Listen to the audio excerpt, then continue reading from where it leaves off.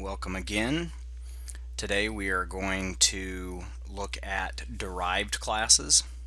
So this is the last part of the chapter 10 from the Savage text. If you have covered the PowerPoint notes and read the chapter, you should be somewhat familiar with the concept of a parent-child relationship as far as classes are concerned. The whole purpose of a derived class is so that you don't have to recode similar parts of classes that are related or that they're closely resemble one another. So in other words, if we have a group, let's say, of classes that all share something in common, they could be grouped into a larger, more general category, then you can create a class for that more general category, and then all of the code that that parent class has is usable by any derived class or any child class, so that you don't have to rewrite that code. So a couple of examples. Let's say you have a vehicle class, and so the vehicle class contains things that all vehicles might have in common. Let's say these vehicles are moving. So then we would have the miles per hour, how fast the speed of the vehicle, whether it has wheels, how many wheels, those types of things would all be shared by everything that could be considered a vehicle. And then you could have child classes such as a bicycle class or a truck class or car class or four-wheeler class, and those are more specific, and if you create them as a derived class, as a child class, then you don't have to recode the stuff that the parent class has. It has access to it. So you'll see in today's example kind of how this all plays out. Let's create a brand new project, and I'm going to call this project last name, first initial. I'm going to call it cylinder and derived class. So what we're going to do is we're going to create a cylinder class which describes a cylinder, but we're going to derive it from the circle class. So if you think about it, a cylinder is just a circle that has been extruded through a third dimension, or if you've got a circle sitting on a page and then you just lift that circle straight out of the page, you've created a three-dimensional object that is a cylinder. So we can derive a cylinder from a circle. So we're going to create a circle class and then a derived class called cylinder, and then we'll implement them. So I'm going to create a new folder here and call it cylinder.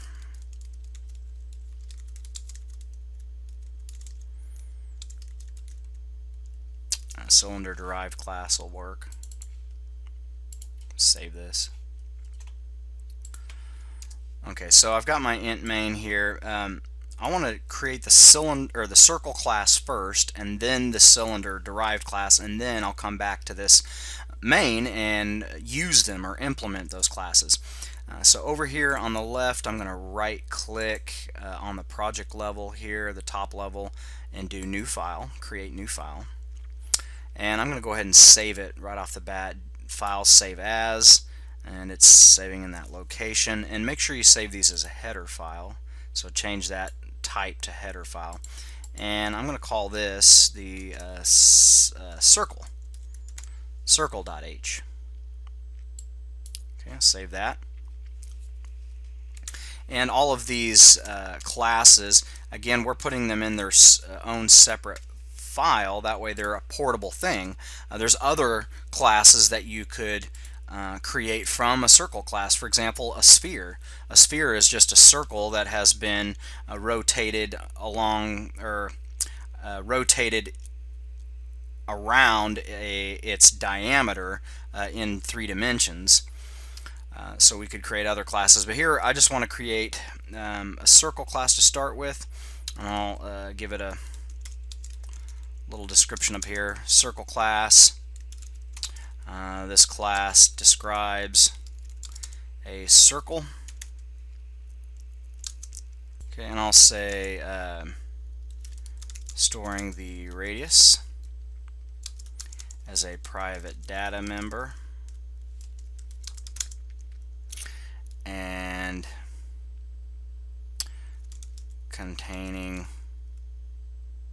contains functions to calculate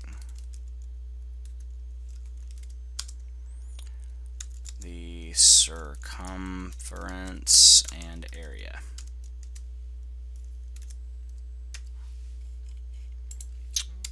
Okay, and I'm going to include IOStream, and then I'm also going to include using namespace standard. Well, I'm going to type using namespace standard. It's technically not an include statement, but I'm including it in my code. Okay, so then I'm going to create the circle class. So if you remember from the first part of chapter 10, when we create a class, we use the keyword class, and then we give the class a name. And then you have open close curly braces with a semicolon. Don't forget the semicolon at the end of the close brace for that class. Okay, so the private variables here in my function, or I'm sorry, the private variables in my class will be double, and I'm going to make this a constant double pi, and I'm going to set it equal to 3.14159, and then I'll create a double radius, and then the public portion of the class will be we'll have a default constructor, and before I create the constructor, let's initialize the radius to 0. Just remember, C++ won't necessarily do that, or depending on your compiler, it may not necessarily do that. Okay, so creating the default constructor.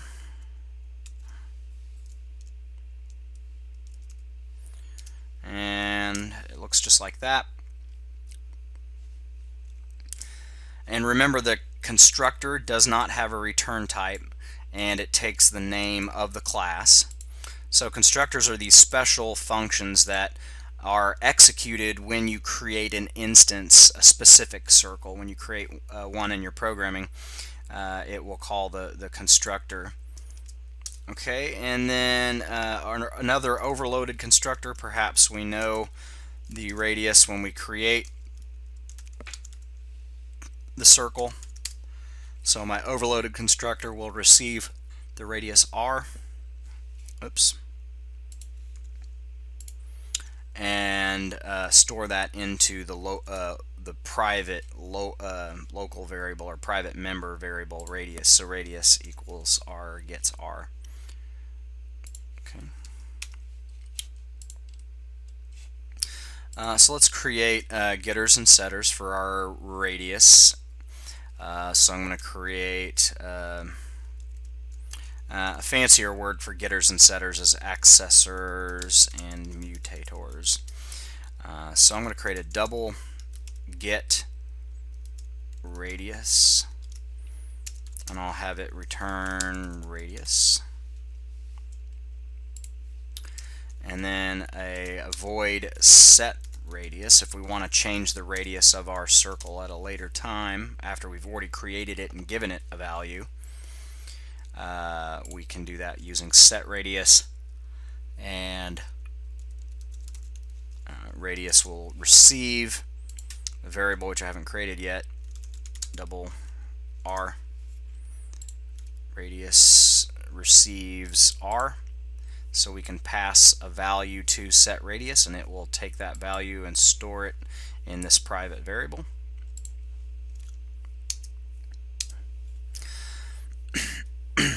Now pi is private. It's sitting here in the private. If we wanted to, we could create a function to get pi, but you'll see that we won't really need to do that. We can create the functions built on other using other functions when we get to our cylinder. So I'm just going to leave that private.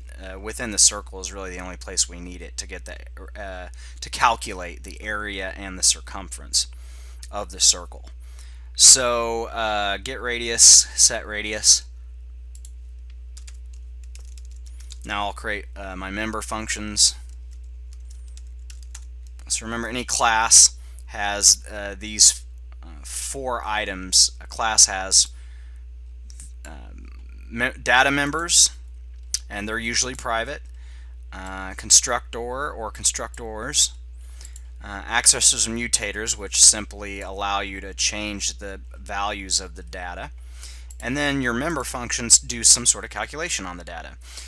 So in our Ninja Turtle class we created earlier, we really didn't the only member function we had was the toString method, which just displayed all the values. Here we're actually going to be doing some mathematics. I'm going to create a function called get circumference. Double get circumference, so it's going to return pi times radius times radius. Now we could include the math class up here and then do the power function math.pow and do radius to the power of 2.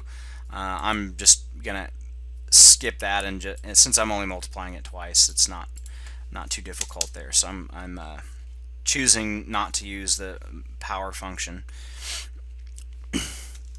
The next member function I'm going to create is get area,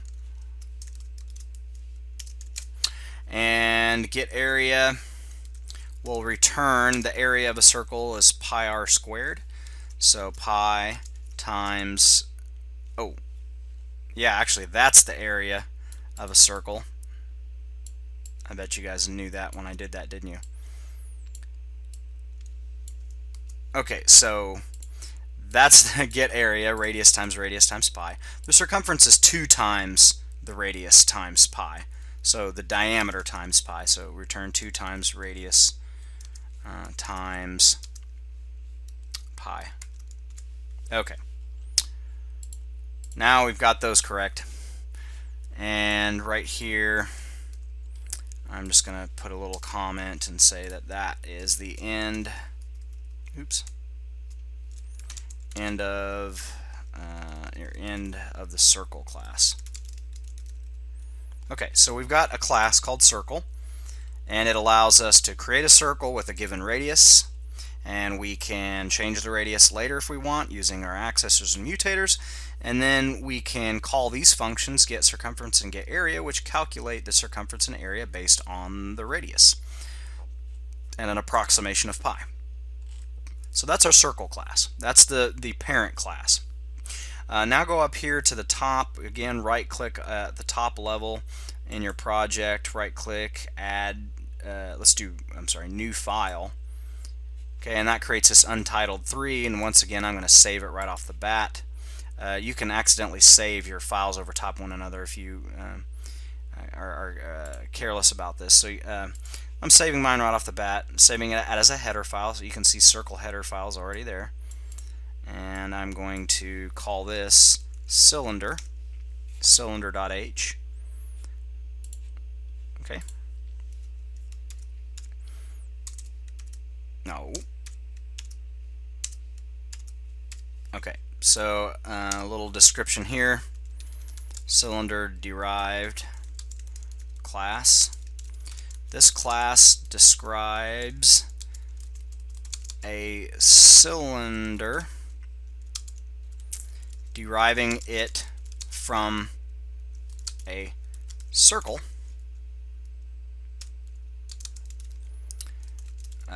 It contains functions that calculate the surface area and volume of the cylinder. Okay.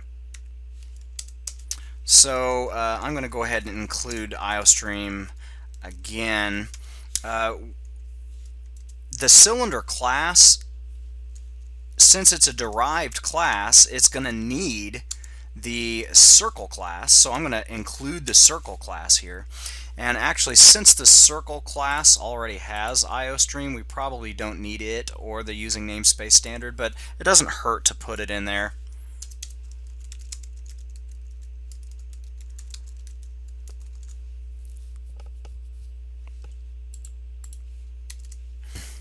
Okay, so a derived class. This is how you create a derived class. The beginning is the same. You create, you use the keyword class and you give it a name. I'll call it cylinder. And then to let the compiler know that you want this class to be a child of some other class, you use the single colon, just one colon, and then you tell it what class you want to derive it from, and you have to use the public keyword so that the public portions of the circle class are available to the cylinder class. So class cylinder derived from circle, and all of the public portions of the circle are will be available to the cylinder class. Okay, so once again, open close brace with the semicolon at the end, right after the brace.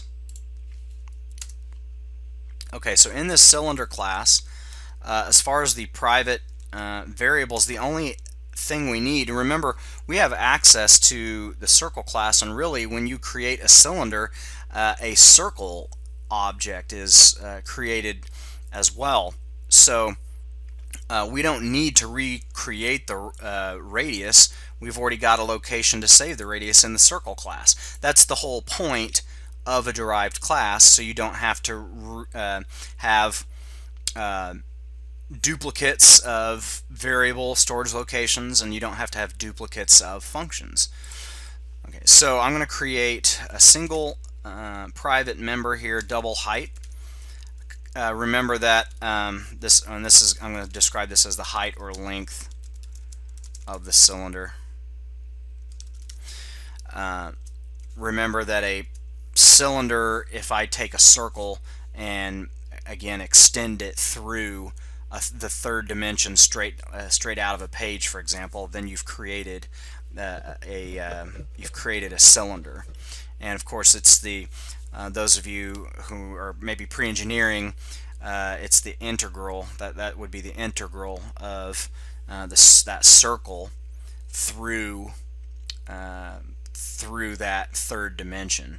So in other words, as you bring that circle or pass that circle or move that circle along that axis, right, coming straight perpendicular out of the circle, you are creating a three-dimensional object.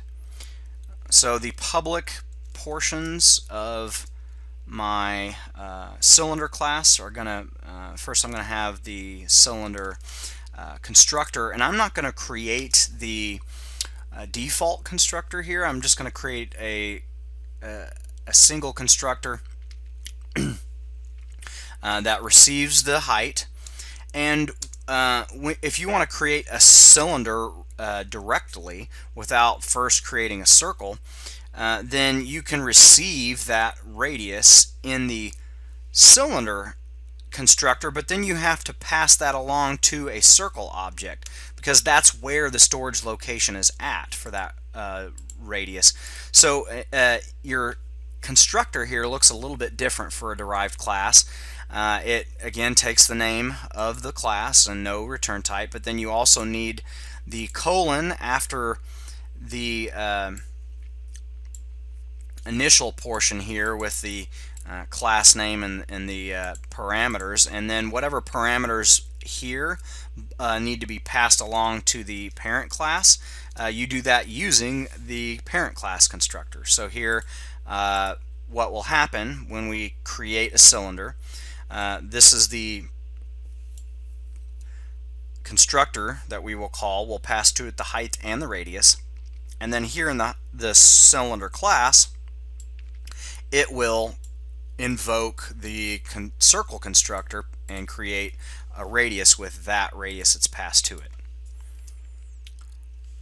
Okay, and then the only other thing I need to do in the constructor then is take that value h and store it into my private height variable. Okay, then we should let me comment here and say this is the constructor.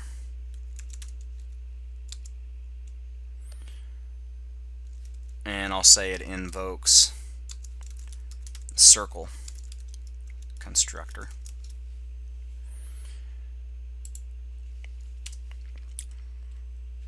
And for my accessors and mutators,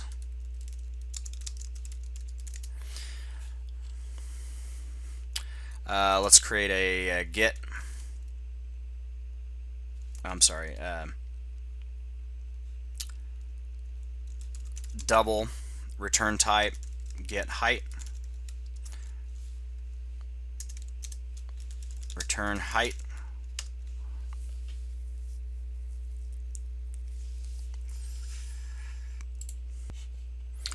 and then we'll create a setter. So void set height receives a double, we'll just call it h, and then height gets h. So that will allow us to change the height after we've already created the cylinder, if we would like to, if we want to. Okay, and then let's create some member functions.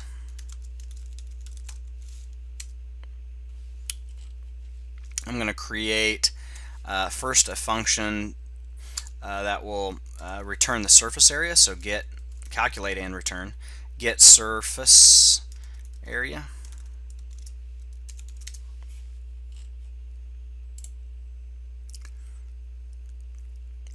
Okay, so in order to get the surface area of the cylinder, we need to know what the area of the circle is. Remember, the surface area of a cylinder is going to be 2 times the area of the circles at each end, the base, 2 times the base, and then the circumference of the base, the circumference of the circle times the height will give us the lateral surface area.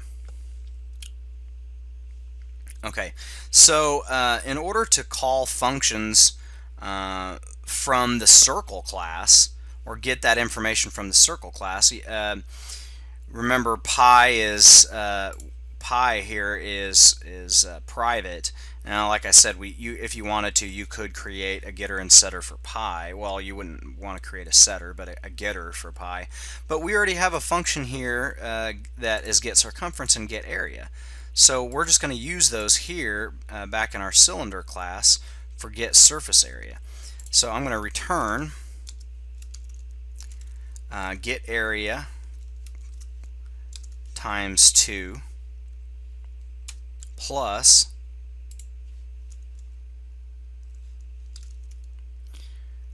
get circumference times height. Okay?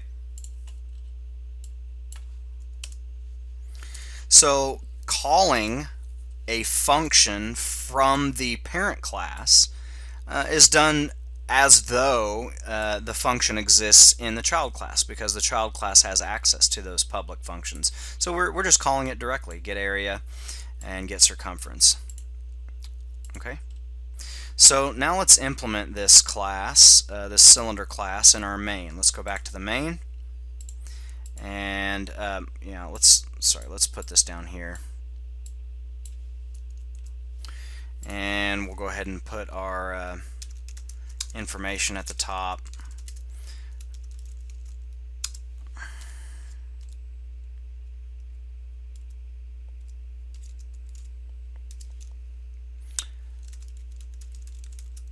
I'll say this program demonstrates the cylinder derived class.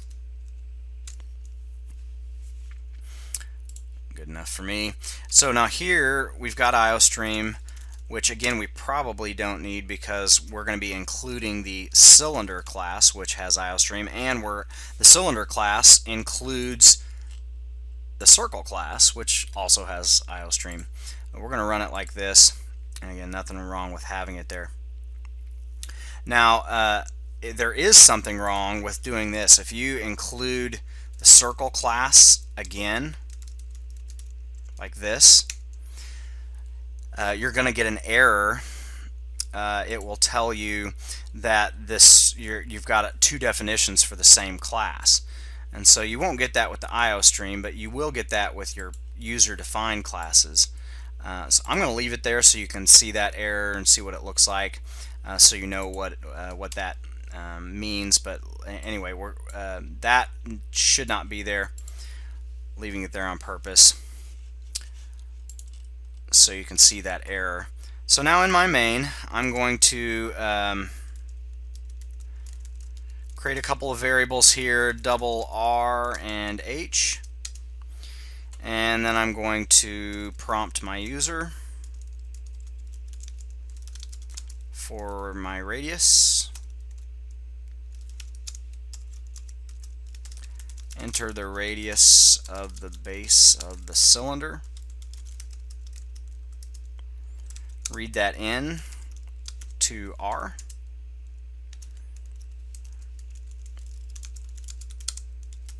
then I'll prompt the user for the height, enter the height, and I'll also say length of the cylinder, read in height. Okay, now we're going to declare an instance of a cylinder. Now that I have that data, I can call that constructor we created. So cylinder, and I'm just going to call this CYL, passing to it H and R. Okay, so this will call in the cylinder class this constructor, and this constructor will in turn take that R and call circle constructor, pass that R along to the circle class, so it'll be stored here in an instance of a circle. So when we create an instance of a cylinder, we have a circle as well. Okay, now I'm going to display the surface area and volume of the cylinder. Now we haven't written the volume function yet. That's actually going to be your job. Okay, so cout, the cylinder has a surface area of,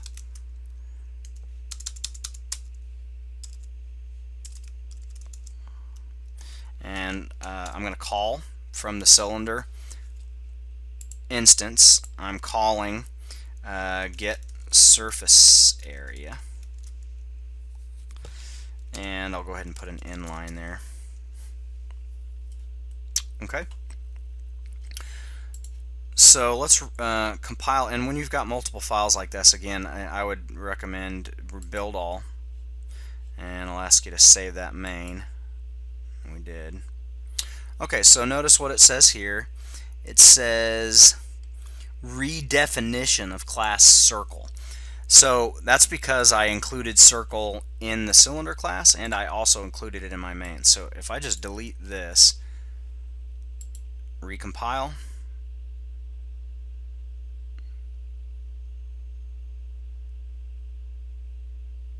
okay, and then build and run, or I just rebuilt it first and then I built and ran. Okay, so enter the radius of the base of the cylinder. I'm going to start with a unit circle, so Base of the cylinder is a 1-inch radius or one whatever unit you decide, and I'm going to go with 2 for the height. Okay, and then it says the cylinder has a surface area of 18.8495. Okay. So 3.14, that's pi. Actually, there is, I think they might, yeah, there's pi right there. We can use it. So 3.14, that's pi to several decimal places. Pi times the diameter, which would be 2. That gives me the circumference. So that's the circumference of the circle. Multiply that by the height, which is 2. Okay, that gives me 12. So the lateral surface area is 12. I did that. Yeah, the lateral surface area is 12. And then remember that number, 12.566. And then pi, the area of the base is going to be pi r squared, and 1 squared is just 1. So the area is 3.14 square units times 2. Which gives us 6.28. So 6.28 plus that 12.56 gives us the 18.84. Okay.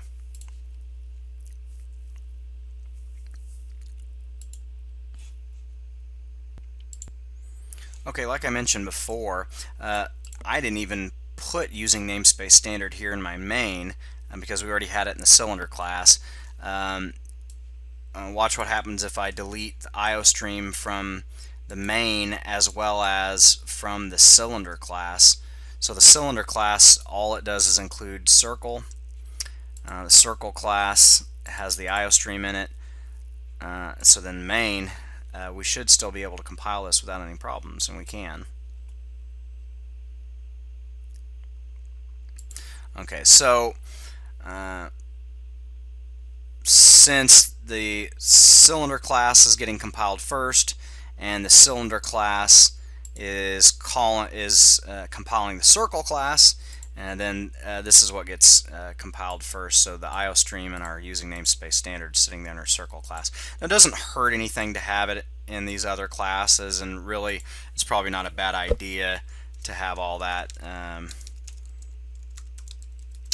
just in case as you change the program or you change your programs, you don't lose any of those. Of course, if you do and they compile, and you can always just add them again, but that's just letting you know kind of how this compiler works, where if it's mentioned at least once, if the include statement is included in these other classes, then it'll get compiled. Okay, so what I want you to do for your homework, if you go to Blackboard and look under the unit chapter 10 folder, this is where you will find the assignment here for the chapter 10 derived class. So what I want you to do then is add the volume function on your own in the cylinder class, and then implement it so that it displays the cylinder volume. Okay, so back here you can just add the statement and volume. So it says the cylinder has a surface area of blah and a volume of, and then call the get volume function, which you will write and place right here in your cylinder derived class. So remember, the volume is the area of the circle times the height. So this is how you get the area, and then just multiply by your height. Okay, so you don't need pi, you don't need access to pi. The circle class already has it, and the circle class can use it right here in your get area function. Okay, email me if you have any questions about this or you have any trouble. completing it. Once you're done with it, submit it to me here on Blackboard, and here I say to submit the CPP file as well as the .h files, or if you want to just zip that entire project folder. And I think that's what most of you have been doing, which is great. So that's just a little quick finish to this project that we've been working on with the Derived class. Then your homework for chapter 10, your extended homework, or your project you're going to do on your own, I want you to just choose any one of the programming exercises at the end of chapter 10 and then submit it to me right here, and submit all the classes and header files and CPP file here. Now originally I had some numbered problems to choose from. There are several of these programming exercises that require that you do one of the others first. That's originally what I had here, so I was just trying to make it easy on you, but you can choose any one you want. Choose any of those programming exercises. And again, yeah, if you want to choose one that doesn't require one of the other assignments, or require you to complete one of the others first, and that's probably easier on you. So that's your chapter 10 homework. Make sure you do that, and then make sure you get the this last portion of the Derived class done on your own. Submit it here, and I'll get this this video you should see posted right here once I edit this thing and get it posted. So once again, happy programming. Email me if you have any issues, and make sure you know yourself.